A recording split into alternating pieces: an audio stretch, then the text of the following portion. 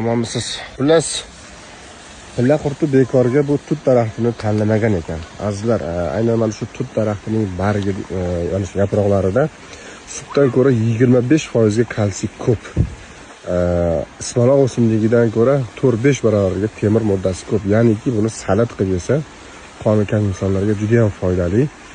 Bu bargdan qilingan choy, tayyorlangan choy qondagi qand miqdorini normallashtiradi. Jigarga foydasi bor.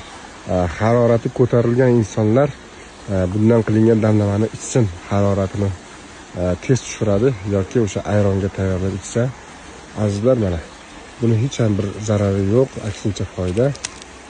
Mazza qilasiz mana. Nyam. Mana qarang, o'zi shifobaxsh sutlari chiqib boshladi. Xudoning bir ajoyib bizga bergan ne'mati-da bu.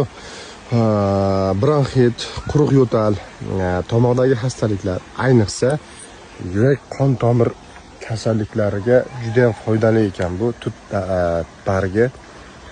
Qarang, bizning hovlimizda qanday bir ajoyib bir o'simlik o'sar ekan. Shunaqa. Video yoqqan bo'lsa, obuna bo'ling. Bundan ham battar videolar bor. Assalomu alaykum.